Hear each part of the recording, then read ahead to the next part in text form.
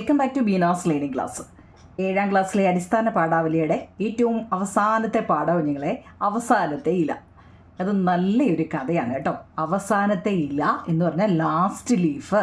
അതായത് നമ്മുടെ O Henry എന്ന് പറയുന്ന 1907 പ്രസിദ്ധീകരിച്ച ഒ ഹെൻറി എഴുതിയ ഒരു ചെറു കഥയാണ് അവസാനത്തെ ഇല.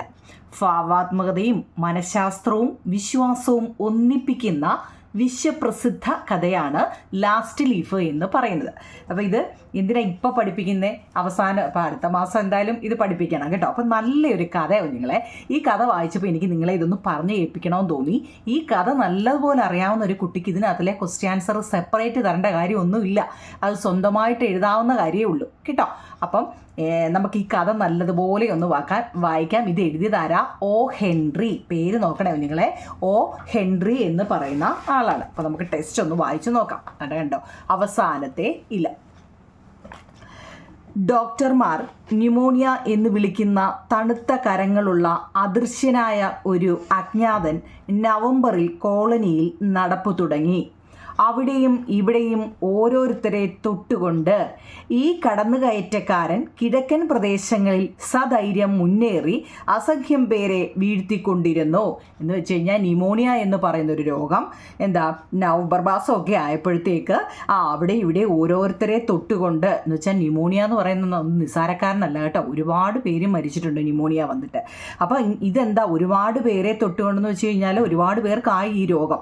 ഈ കടന്നുകയറ്റക്കാരൻ കിഴക്കൻ പ്രദേശങ്ങളിൽ സധൈര്യം മുന്നേറി അസംഖ്യം പേരെ വീഴ്ത്തിക്കൊണ്ടിരുന്നു. ന്യൂമോണിയ വന്ന് ഒരുപാട് പേര് ഒരുപാട് പേര് മരിക്കുന്നുണ്ടായിരുന്നു. ഒരുപാട് പേർക്ക് വയ്യാഴികയൊക്കെ അനുഭവിച്ച ഒരുപാട് പേര് കിടപ്പുണ്ട്. അതുപോലെ തന്നെ ഈ മിസ്റ്റർ ന്യൂമോണിയെ ഒരു മാന്യനെന്ന് വിളിക്കാൻ സാധ്യമല്ല. ചുവന്ന മുഷ്ടിയുള്ള ബുദ്ധിമുട്ടി ശ്വാസം വലിക്കുന്ന അവലക്ഷണം പിടിച്ചവനോട് ആർക്കും മല്ലിടാൻ കഴിഞ്ഞില്ല. അതൊരു ക്വസ്റ്റ്യൻ ആൻസർ കൂടിയാണ് കേട്ടോ.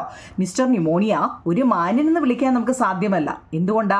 ചുവന്ന മുഷ്ടിയുള്ള ബുദ്ധിമുട്ടി ശ്വാസം വലിക്കുന്ന അവലക്ഷണം പിടിച്ചവനോട് ആർക്കും മല്ലിടാൻ കഴിഞ്ഞില്ല. കാലിഫോർണിയയിലെ കാറ്റേറ്റ് രോഗിയായ, ഇനി നോക്കണേ നിങ്ങളെ, ഇനിയാണ് കഥയുടെ തുടക്കം. കാലിഫോർണിയയിലെ കാറ്റേറ്റ് രോഗിയായ ആ കൃശഗാത്ര ജോൺസിയെയും അവൻ വെറുതെ വിട്ടില്ല. ഇനി നമ്മുടെ കഥയിലെ പ്രധാന കഥാപാത്രമാണ് ജോൺസി എന്ന് പറയുന്നത്. ഈ ജോൺസിയെയും ന്യൂമോണിയ എന്ന് പറയുന്ന രോഗം പിടിപെട്ടു. അടുത്തുള്ള ഇഷ്ടിക വീടിൻ്റെ നഗ്നമായ ചുമരിലേക്ക് നോക്കി അനങ്ങാതെ തൻ്റെ കട്ടിലിൽ അവൾ കിടപ്പായി. നോക്കണേ, അവൾക്ക് ഈ അസുഖം വന്നപ്പോഴേതാണ്ട് നമ്മുടെ ആ ടെസ്റ്റിലൊരു പിക്ചർ കണ്ടോ, ഈ പടം കണ്ടോ, അവൾക്ക് വയ്യാതെ കിടക്കുകയാണ്. അത് നോക്കി കിടക്കുന്ന കണ്ടോ, ഈ പിക്ചറിൻ്റെ കാര്യമാണ് പറയുന്നത് കേട്ടോ. അപ്പോൾ അവളെ എവിടെ? അടുത്തുള്ള ഇഷ്ടിക വീടിൻ്റെ ജനലിൽ കൂടെ നോക്കിയാൽ കാണാം. അതാണ് ഇവിടെ ഉദ്ദേശിക്കുന്നത്. അടുത്തുള്ള ഇഷ്ടിക വീടിൻ്റെ നഗ്നമായ ചുമരിലേക്ക് നോക്കി അനങ്ങാതെ തൻ്റെ കട്ടിലിൽ അവൾ കിടപ്പായി. ഒരു ദിവസം രാവിലെ ഡോക്ടർ അത്ര ശുഭമല്ലാത്ത ഒരു വിവരം പറയാനെന്ന മട്ടിൽ സ്യൂവിനെ വിളിച്ചു പറഞ്ഞു. സ്യൂ എന്ന് വെച്ചാൽ ഈ ജോൺസിയുടെ ഒരു കൂട്ടുകാരനാണ്. അത് പടത്തിൽ പറയുന്നുണ്ട് കേട്ടോ. അപ്പോൾ ഈ സ്യൂവിനെ വിളിച്ചു പറഞ്ഞു. അവൾ രക്ഷപ്പെടാൻ 10-1 സാധ്യത മാത്രമേ ഉള്ളൂ എന്ന് സ്യൂവിനോട് പറഞ്ഞു. സ്യൂവിനോട് എന്താ പറഞ്ഞത്? നമുക്ക് നമ്മുടെ ജോൺസി രക്ഷപ്പെടാൻ 10-1 സാധ്യത മാത്രമേ ഉള്ളൂ. ന്യൂമോണിയ വന്ന് കിടന്നത് കണ്ടുകൊണ്ട് ഡോക്ടർ പറയുന്നതാ കേട്ടോ. ഓരോന്നും അറിയണേ നിങ്ങളെ. ഈ സാധ്യത അവൾക്ക് ജീവിക്കാനുള്ള ആഗ്രഹം കൊണ്ടുണ്ടാവുന്നതാണ്. ആളുകൾ ഇങ്ങനെ ശവസംസ്കാര ചടങ്ങ് നടത്തുന്നവൻ്റെ കൂടെ മനസ്സുകൊണ്ട് ചേരുന്നത് വൈദ്യശാസ്ത്രത്തെ വളരെ ബാലിശമാക്കി കാണിക്കുന്നു. നിങ്ങളുടെ കൂട്ടുകാരി സുഖം പ്രാപിക്കില്ലെന്ന് സ്വയം തീരുമാനിച്ചിരിക്കുന്നു. അവൾക്ക് മനസ്സിൽ എന്തെങ്കിലും ആശയുണ്ടായിരുന്നതായി അറിയാമോ? ഡോക്ടർ തൻ്റെ തെർമോമീറ്ററിലെ മെർക്കുറി കുലുക്കി താഴേക്ക് ആക്കി. നമ്മുടെ ജോൺസിയെ പരിശോധിച്ചതിന് ശേഷം ഡോക്ടർ സ്യൂവിനോട് ചോദിക്കുന്നതാണ്, നിങ്ങളുടെ കൂട്ടുകാരിക്ക് എന്തെങ്കിലും ആഗ്രഹം വല്ലതും ഉണ്ടായിട്ട് വല്ലതും നേരത്തെ പറഞ്ഞിട്ടുണ്ടോ? എന്തെങ്കിലും ആഗ്രഹം ഉണ്ടെങ്കിൽ പറയാൻ ഈ സ്യൂവിനോട് ചോദിക്കുന്നത്. അപ്പോൾ സ്യൂ എന്താ പറഞ്ഞേ? അവൾക്ക് എന്നെങ്കിലും നേപ്പിൾസ് ഉൾക്കടൽ പെയിൻറ് ചെയ്യണമെന്നുണ്ടായിരുന്നു. സ്യൂ എന്താ പറഞ്ഞത്? അവൾക്ക് പെയിൻറ്റിങ് ഭയങ്കര ഇഷ്ടമാണ്. അപ്പോൾ എന്നെങ്കിലും ഒരിക്കൽ നേപ്പിൾസ് ഉൾക്കടൽ പെയിൻറ്റ് ചെയ്യണമെന്ന് ഉണ്ടായിരുന്നു എന്ന് സ്യൂ പറഞ്ഞു. പെയിൻറ്റ് ചെയ്യുകയോ? ഡോക്ടർ ചോദിച്ചാൽ പെയിൻറ്റ് ചെയ്യുകയോ? അതൊക്കെ ഇത്രയും വലിയ ആഗ്രഹമാണോ എന്നുള്ള രീതിയിലല്ലേ? അതല്ല, ആവർത്തിച്ച് ചിന്തിക്കാൻ കൊള്ളാവുന്ന, അതിനുവേണ്ടി ജീവിക്കാൻ ആഗ്രഹിക്കുന്ന എന്തെങ്കിലും അവളുടെ മനസ്സിൽ ഉണ്ടായിരുന്നോ എന്നാ ഡോക്ടർ ഉദ്ദേശിച്ചതല്ലേ? ഇല്ല, ഡോക്ടർ അങ്ങനെയൊന്നുമില്ല സ്യു അതിന് മറുപടി പറഞ്ഞു. അങ്ങനെ വലിയ ഇതായിട്ടൊന്നും ഇല്ല എന്നവൾ മറുപടി പറയുകയും ചെയ്തു. ശരി, അതൊരു പോരായ്മയാണ്. ശാസ്ത്രത്തിന് ചെയ്യാൻ പറ്റുന്നത് അതിൽ എൻ്റെ കൈകളിലൂടെ സാധ്യമാവുന്നതെല്ലാം ഞാൻ ചെയ്യാം. അപ്പം ഡോക്ടർ പറയുന്നത് എന്താ, ഞാൻ എന്നെയും കൊണ്ട് ചെയ്യാവുന്നതൊക്കെ ചെയ്യാം. ന്യൂമോണിയ വന്ന് നല്ല ഇതായിട്ട് കിടക്കുക അല്ലേ. അപ്പോൾ ഡോക്ടർ പറയുന്നത് എന്നെ കൊണ്ട് ചെയ്യാൻ പറ്റുന്നതൊക്കെ ഞാൻ ചെയ്യാം അല്ലേ. ശാസ്ത്രത്തിന് ചെയ്യാൻ പറ്റുന്നതൊക്കെ എൻ്റെ കയ്യിലൂടെ ഞാൻ ചെയ്യാമെന്നാണ് ഡോക്ടർ പറയുന്നു. ഡോക്ടർ പോയി കഴിഞ്ഞ് സ്യു താൻ ജോലി ചെയ്യുന്ന മുറിയിൽ പോയിരുന്ന് കരഞ്ഞ് കരഞ്ഞ് ഒരു തുവാല അപ്പടി നനഞ്ഞു. എന്ന് വെച്ചാൽ എന്താ, നമ്മുടെ ജോൺസിക്ക് കാര്യം സീരിയസ് ആണെന്ന് ആ ഡോക്ടറിൻ്റെ സംസാരത്തിൽ നിന്ന് നമ്മുടെ സ്യൂവിന് മനസ്സിലായി അല്ലേ. കാരണം ന്യൂമോണിയ അത്ര സീരിയസ് ആയിട്ടിരിക്കുക, അതാണ് ഈ അവസാനത്തെ ആഗ്രഹം വല്ലതും ഉണ്ടോ എന്നൊക്കെ ചോദിക്കുന്നതെന്ന് ഈ സ്യൂവിന് മനസ്സിലായി. സ്യൂ എന്ത് ചെയ്തു, അവൾ അപ്പുറത്തെ മുറിയിലാണ് അല്ലേ. അപ്പോൾ അവിടെ പോയി നിന്ന് കരഞ്ഞ് കരഞ്ഞ് കരഞ്ഞ് അവളുടെ കയ്യിലിരുന്ന ആ തുവാല മൊത്തം നനഞ്ഞു അല്ലേ. ജോൺസിയുടെ കണ്ണുകൾ തുറന്നിരുന്നു. ജനാലയിലൂടെ പുറത്തേക്ക് നോക്കിക്കൊണ്ട് അവൾ സംഖ്യകൾ പിന്നോട്ട് എണ്ണുകയായിരുന്നു. അവൾ ജനലിലൂടെ ഇങ്ങനെ വെളിയിലോട്ട് നോക്കിക്കൊണ്ടിരിക്കുക. പക്ഷെ അവൾ എന്താ, നമ്മളൊക്കെ നമ്പർ മുമ്പോട്ടല്ലേ എണ്ണുന്നത്, അവൾ പിന്നോട്ടെണ്ണി 12 അവൾ പറഞ്ഞു. അല്പം കഴിഞ്ഞിട്ട് അവൾ പറഞ്ഞു 11, പിന്നെ 9, 10, 9, പിന്നെ 8, 7 ഇങ്ങനെ താഴോട്ട് അല്ലേ.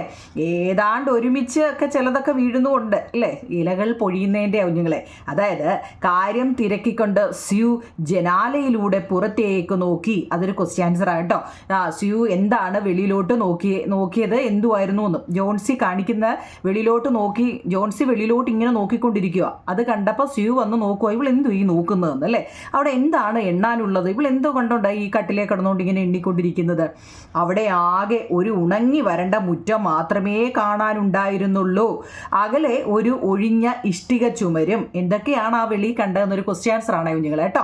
എന്തൊക്കെയാ, അവിടെ ആകെ ഒരു ഉണങ്ങി വരണ്ട മുറ്റം മാത്രമേ കാണാനുണ്ടായിരുന്നുള്ളൂ.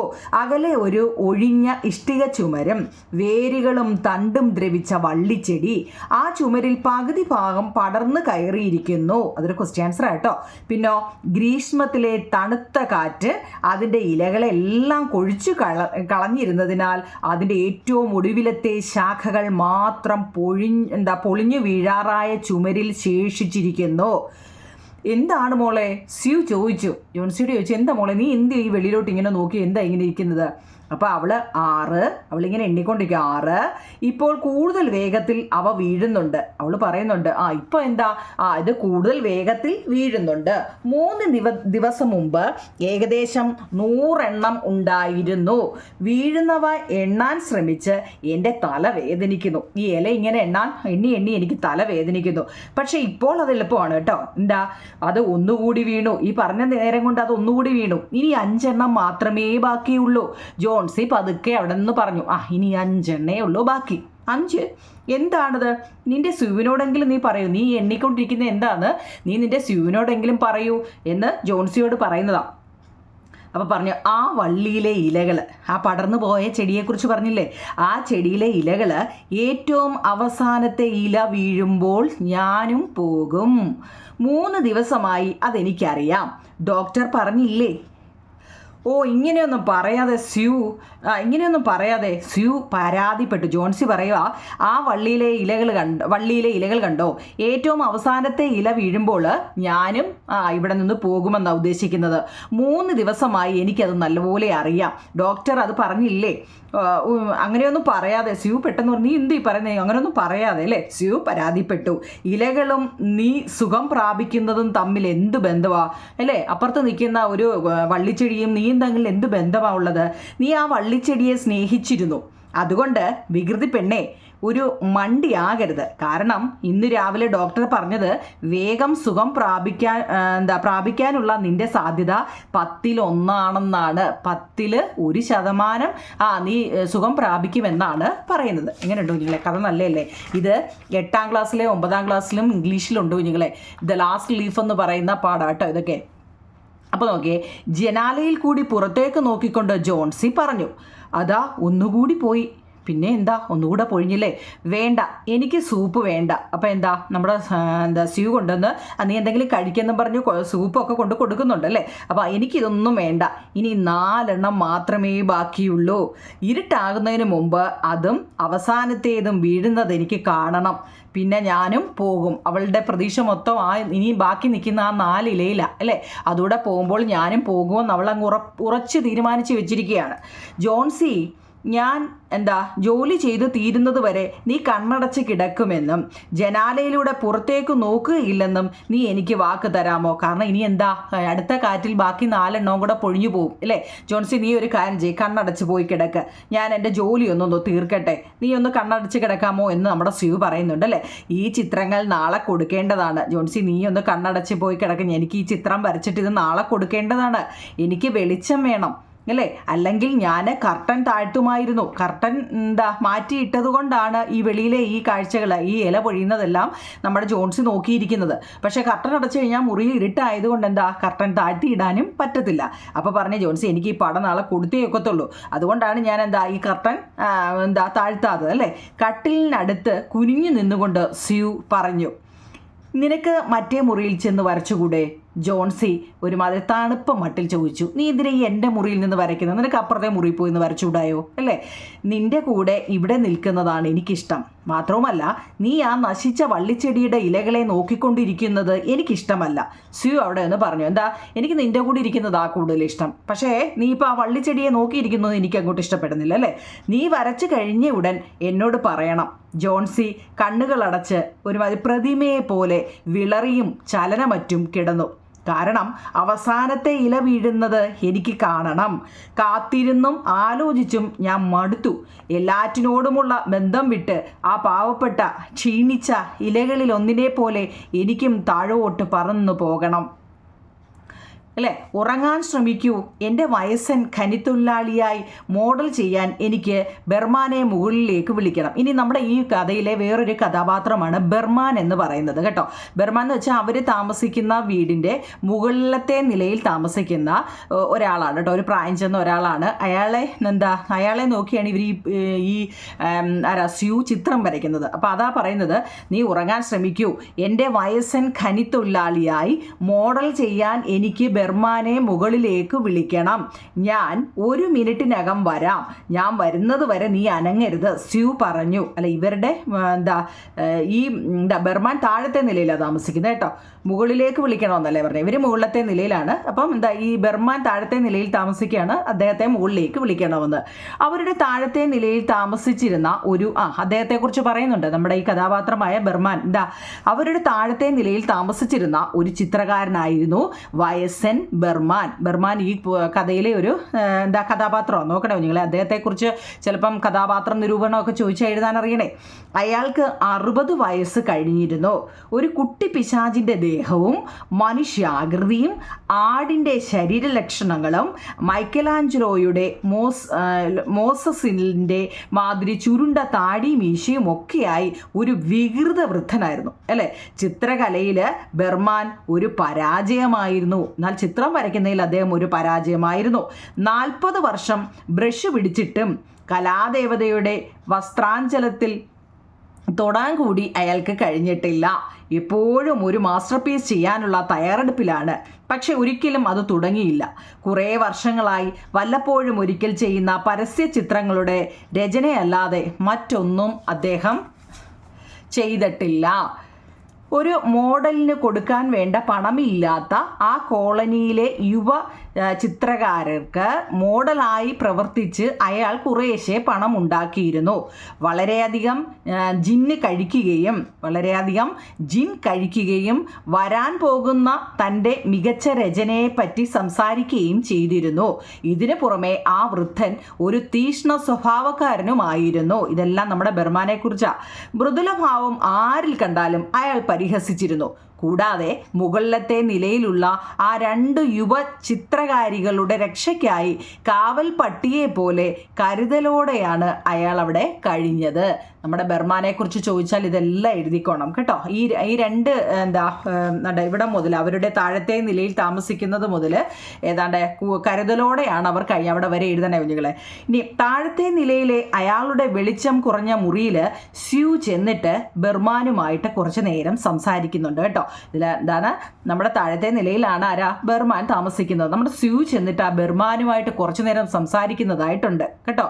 ഒരു മൂലയ്ക്ക് 25 വർഷമായിട്ട് അയാളുടെ മാസ്റ്റർ പീസിന്റെ ആദ്യ വര വീഴാനായി കാത്തിരിക്കുന്ന ഒരു ക്യാൻവാസ് പീഠത്തിന് മുകളിൽ വെച്ചിരിക്കുന്നു.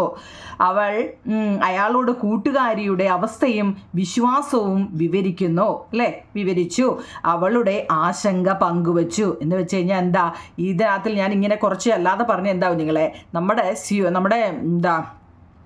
കഥാപാത്രം ജോൺസിയെക്കുറിച്ച് എന്താണ് നമ്മുടെ ഈ ബർമാൻ്റെ അടുത്ത് വന്നിട്ട് സ്യൂ പറയുന്നതാണ്. അതാ ഞാൻ ഇതിനകത്തിൽ കുറേ നിങ്ങൾ വിചാരിക്കും ഇല്ലാത്ത കാര്യങ്ങൾ പറയുന്നുണ്ട്. നമ്മുടെ ജോൺസിയെക്കുറിച്ച് ബർമാൻ്റെ അടുത്ത് സ്യൂ വന്ന് ഈ കാര്യങ്ങളൊക്കെ പറയുന്നതായിട്ടുണ്ട് കേട്ടോ. അപ്പം അതാണ് ഇദ്ദേഹത്തിന് സത്യം പറഞ്ഞാൽ നല്ല രീതിയിൽ വരയ്ക്കാൻ അറിയത്തില്ല. വരയ്ക്കണമെന്നുണ്ട്, പക്ഷേ ഒരു നല്ല രീതിയിലൊന്നും വരയ്ക്കാനൊന്നും ഇദ്ദേഹത്തിന് അറിയത്തില്ല. അപ്പോൾ അയാളോട് തൻ്റെ കൂട്ടുകാരിയുടെ അവസ്ഥയും വിശ്വാസവും ഒക്കെ പറയുന്നുണ്ട്.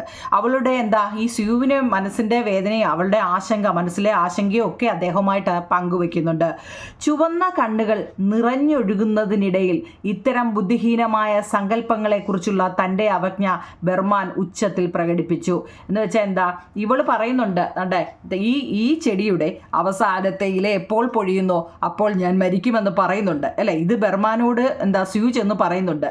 അപ്പം അദ്ദേഹം കരഞ്ഞു. ചുവന്ന കണ്ണുകൾ നിറഞ്ഞൊഴുകുന്നതിനിടയിൽ ഇപ്പോഴും ഇങ്ങനെയൊക്കെയുള്ള ബുദ്ധിഹീനമായ സങ്കല്പങ്ങളൊക്കെ ഉണ്ടോ ഇല്ലേ? ഇങ്ങനെയൊക്കെ ആരെങ്കിലും വിശ്വസിക്കുന്നുണ്ടോ? ഞാൻ ആ ചെടിയുടെ അവസാനത്തെ ഇല പൊഴിയുമ്പം ഞാൻ മരിക്കുമെന്ന് വല്ലതും ഉണ്ടോ? ഇല്ല. സങ്കല്പങ്ങളെക്കുറിച്ചുള്ള തൻ്റെ അവജ്ഞ ബർമാൻ ഉച്ചത്തിൽ പ്രകടിപ്പിച്ചെന്ന് വെച്ചാൽ അദ്ദേഹത്തിന് അത് കേട്ടിട്ട് അത് അത്ര ഇതായിട്ട് തോന്നിയില്ല അല്ലേ. ഒരു നശിച്ച വള്ളിച്ചെടിയിൽ നിന്ന് ഇലകൾ കൊഴിയുന്നുവെന്ന് കരുതി മരിക്കാൻ തയ്യാറാകുന്നത്ര വിഡ്ഢിത്തമുള്ള ആളുകൾ ഈ ഭൂമിയിലുണ്ടോ? ഇനി ഞാൻ മോഡൽ ചെയ്യാൻ വരില്ല. ഇത്തരം കാര്യങ്ങൾ ചിന്തിക്കാൻ കൂടി നീ അവളെ അനുവദിക്കരുതായിരുന്നു. ഇങ്ങനെയൊക്കെ അവൾ പറയുമ്പോൾ നീ അതിനൊന്ന് തുടക്കം പറയാൻ വരുമ്പോഴേ നീ അതിനെ എന്ത് ചെയ്യണമായിരുന്നു? നിരുത്സാഹപ്പെടുത്തണമായിരുന്നു. നീ അതിനെ അനുവദിക്കരുതായിരുന്നു അല്ലേ. എൻ്റെ പാവം മിസ് ജോൺസി, അയാൾ പെട്ടെന്ന് പറഞ്ഞിട്ടുണ്ടല്ലേ. അവൾ തീർത്തും ക്ഷീണിതയും രോഗബാധിതയുമാണ്. പനി പിടിച്ച അവൾ വേണ്ടാത്തതൊക്കെ ചിന്തിക്കുന്നു. ശരി ബർമാൻ, എനിക്ക് മോഡലായി വരാൻ താല്പര്യമില്ലെങ്കിൽ വേണ്ട. ബർമാൻ പറഞ്ഞു, ഇനി ഞാൻ അങ്ങോട്ട് വരുന്നില്ല. ഇത് കേട്ടപ്പോൾ പുള്ളിക്കാരൻ ഭയങ്കര ഒരു പെട്ടെന്ന് ആ 2 പേരെ നല്ല രീതിയിൽ അവിടെ കഴിഞ്ഞിരുന്ന പെട്ടെന്ന് ഇങ്ങനെയാണെന്ന് അറിയുമ്പോൾ ഉള്ള ഒരു വിഷമവും പെട്ടെന്ന് ഇനി ഞാൻ അങ്ങോട്ട് വരുന്നില്ല, ഞാൻ ഇനി മോഡലായിട്ട് അങ്ങോട്ട് മേളിലോട്ട് കയറി വരുന്നതേ ഇല്ല എന്ന് പറയുന്നുണ്ട് അല്ലേ. പക്ഷേ എനിക്ക് തോന്നുന്നത് നിങ്ങളൊരു വെറി പിടിച്ചവനാണെന്ന് പെട്ടെന്ന് ഈ സ്യൂ പറയുന്നുണ്ട് അല്ലേ. പക്ഷേ ഇത്രയും പറഞ്ഞപ്പോഴും സ്യൂ പറയുക, എനിക്ക് തോന്നുന്നത് നിങ്ങളൊരു വെറി പിടിച്ചവനാണെന്നാണ്. അവർ മുകളിലെത്തിയപ്പോൾ ജോൺസി ഉറങ്ങുകയായിരുന്നു. സ്യൂ ജനാലയിലൂടെ കർട്ടൻ താഴെയിട്ടിട്ട് ബർമാനെ അടുത്ത മുറിയിലേക്ക് നയിച്ചു. അവർ രണ്ടും കൂടെ മേളിച്ച് നോക്കിയപ്പോൾ നമ്മുടെ ജോൺസി ഉറങ്ങുകയാണ്. പെട്ടെന്ന് കർട്ടൻ പിടിച്ചിട്ടിട്ട് ബർമാനെ അടുത്ത മുറിയിലേക്ക് നയിച്ചു. അവിടെ നിന്നവർ ജനാലയിലൂടെ ഭീതിയോടെ ആ വള്ളിച്ചെടിയെ നോക്കി.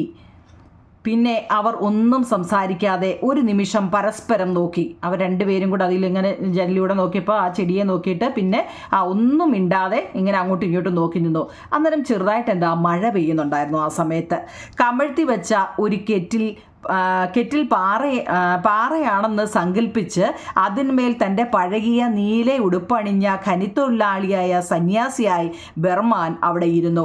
അടുത്ത ദിവസം രാവിലെ സ്യൂ 1 മണിക്കൂർ നീണ്ട ഉറക്കത്തിൽ നിന്നുണർന്നപ്പോൾ പിറ്റേ ദിവസം രാവിലെ ഉണർന്നപ്പോൾ ജനാല കർട്ടനിലേക്ക് നോക്കി ജോൺസി കിടക്കുന്നത് കണ്ടു.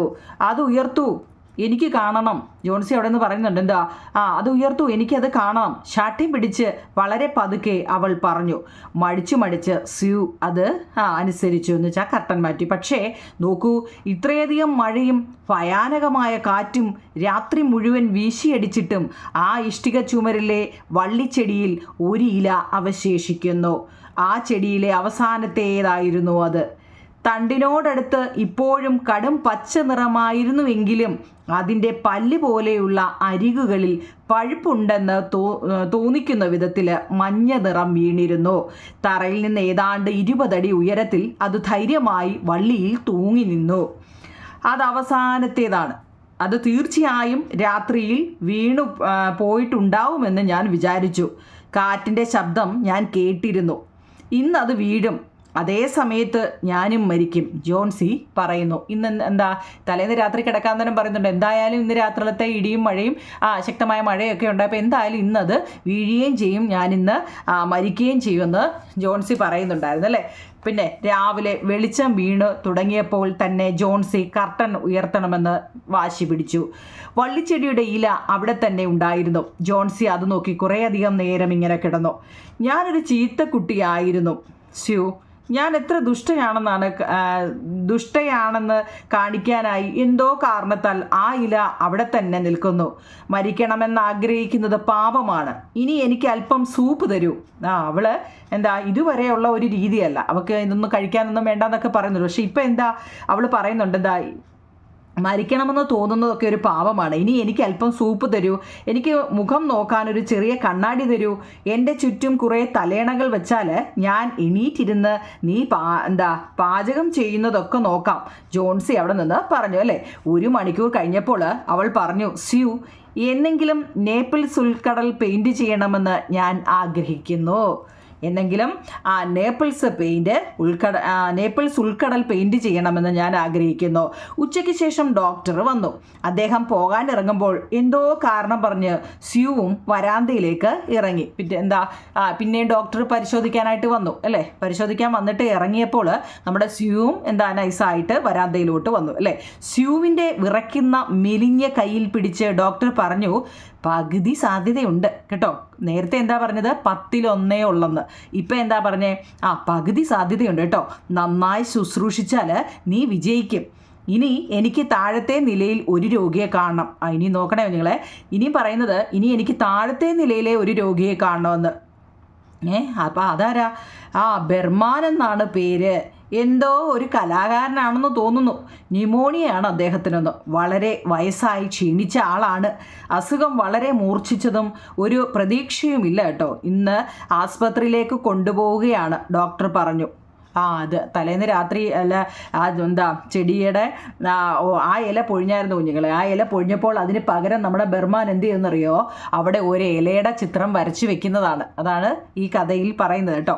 അവിടെ ഒരു ഇലയുടെ ചിത്രം. അപ്പോൾ ശക്തമായ കാറ്റും മഴയുള്ള സമയമാണെന്ന് പറഞ്ഞായിരുന്നല്ലോ. ആ സമയത്ത് തണുത്ത് വിറങ്ങലിച്ചാണ് അദ്ദേഹം എന്ത് ചെയ്തത്, ആ ഇലയുടെ പടം വരച്ചത്. അപ്പോൾ അങ്ങനെ അദ്ദേഹത്തിനും ന്യൂമോണിയ ആയിട്ട് കൂടി ഇനിയിപ്പോൾ ഒരു പ്രതീക്ഷയില്ല. അദ്ദേഹത്തിനെ ആസ്പത്രിയിലോട്ട് കൊണ്ടുപോവുകയാണെന്ന് ഡോക്ടർ പറഞ്ഞു. ഇത് കേട്ടപ്പോൾ നമ്മുടെ ജോൺസിക്ക് എന്തുമായിരിക്കും അല്ലേ. അടുത്ത ദിവസം സ്യൂവിനോട് ഡോക്ടർ പറഞ്ഞു, അവൾ അപകടനില തരണം ചെയ്തു, നീ ജയിച്ചിരിക്കുന്നു, പോഷകാഹാരവും ശ്രദ്ധയും മതി ഇനിയും കേട്ടോ. അപ്പം നമ്മുടെ ജോൺസി അപകടനിലയൊക്കെ തരണം ചെയ്തിരിക്കുന്നു. ഇനി നീ ആഹാരമൊക്കെ കൊടുത്തോ, നല്ല ആഹാരങ്ങളൊക്കെ കൊടുത്തോ അല്ലേ, ഇനി നീ ശ്രദ്ധിച്ചാൽ മതി. അന്ന് ഉച്ചയ്ക്ക് ശേഷം ജോൺസി സന്തോഷത്തോടെ കട്ടിലിൽ കിടന്ന് ഒരു കടും നീല കമ്പിളി തുന്നിക്കൊണ്ടിരിക്കുമ്പോൾ സ്യൂ കിടക്കയ്ക്കരികിൽ ചെന്ന് ഒരു കൈകൊണ്ട് അവളെ തലയണയോട് ചേർത്ത് പിടിച്ചു. എനിക്ക് നിന്നോടൊരു കാര്യം പറയാനുണ്ട്. നമ്മുടെ ബെർമാൻ ഇന്ന് ആസ്പത്രിയിൽ വെച്ച് ന്യൂമോണിയ പിടിച്ചു മരിച്ചു. 2 ദിവസമേ ആയിരുന്നുള്ളൂ അസുഖം തുടങ്ങിയിട്ട്. ആദ്യത്തെ ദിവസം രാവിലെ അസഹ്യമായ വേദനയോടെ തൻ്റെ മുറിയിൽ അദ്ദേഹം കിടക്കുന്നത് നോക്കിക്കൊണ്ടോ നിങ്ങളെ. നിന്നോടൊരു കാര്യം പറയേണ്ടതാ, ബെർമാൻ ഇന്ന് ആസ്പത്രിയിൽ വെച്ച് ന്യൂമോണിയ പിടിച്ചു മരിച്ചു അല്ലേ. 2 ദിവസമേ ആയിരുന്നുള്ളൂ അസുഖം തുടങ്ങിയിട്ട്. ആദ്യത്തെ ദിവസം രാവിലെ അസഹ്യമായ വേദനയോടെ തൻ്റെ മുറിയിൽ അദ്ദേഹം കിടക്കുന്നത് കാവൽക്കാരൻ കണ്ടു. അദ്ദേഹത്തിൻ്റെ ഷൂസും വസ്ത്രങ്ങളും മഞ്ഞ് കട്ട പോലെ തണുത്തിരുന്നു. ഇത്ര ഭീകരമായ ഒരു രാത്രിയിൽ അദ്ദേഹം എവിടെയായിരുന്നു? എന്ന് വെച്ചാൽ എന്താ, അദ്ദേഹം ഈ പടം വരയ്ക്കാൻ പോയതാവും ഞങ്ങളെ അതിനെക്കുറിച്ച് പക്ഷേ പറയുന്നതല്ലേ. എല്ലാവരുടെയും ചോദ്യം, അപ്പോൾ അദ്ദേഹം ഈ രാത്രിയിൽ എവിടെ പോയിരുന്നു എന്ന് അവർക്ക് പക്ഷെ മനസ്സിലായില്ല. പെട്ടെന്നാണ് അവർ കണ്ടത് അപ്പോഴും കത്തിക്കൊണ്ടിരിക്കുന്ന ഒരു റാന്തൽ വിളക്കും സ്ഥാനത്തു നിന്ന് വലിച്ചു മാറ്റപ്പെട്ട ഒരു ഏണിയും ചിതറിക്കിടക്കുന്ന കുറേ ബ്രഷുകളും പച്ചയും മഞ്ഞയും ചായങ്ങൾ കൂട്ടിക്കലർത്തിയ ഒരു ചായപ്പലകയും. പിന്നെ ജനാലയിൽ കൂടി പുറത്തേക്ക് നോക്കൂ മോളെ, ചുമരിലെ വള്ളിയിലെ അവസാനത്തെ ഇലയിലേക്ക്. മനസ്സിലാവുന്നുണ്ടോ നിങ്ങളെ? അദ്ദേഹം മരിക്കുന്നതിന് മുമ്പേ ഇതെല്ലാം ചെയ്തു വെച്ചെന്താ, ആ അവസാന ഇല പൊഴിയുമ്പോൾ ഈ കുട്ടി മരിക്കുമെന്നല്ലേ പറഞ്ഞത്. അപ്പോൾ അദ്ദേഹം എന്ത് ചെയ്തു, അവിടെ ഒരു ഇല എന്താ യഥാർത്ഥത്തിൽ തോന്നുന്നതൊക്കെ രീതിയിൽ ഒരു ഇല അദ്ദേഹം വരച്ചു വെച്ചു. അതെങ്ങനെയൊക്കെയാണ്, ഒരു റാന്തൽ വിളക്ക് അവിടെ ഇരിപ്പുണ്ട്, സ്ഥാനത്ത് നിന്നും വലിച്ചു മാറ്റപ്പെട്ട ഒരു ഏണി, ചിതറിക്കിടക്കുന്ന കുറേ ബ്രഷ്, പച്ചയും മഞ്ഞയും ചായങ്ങൾ കൂടിക്കലർന്ന ഒരു ചായപ്പലകയും.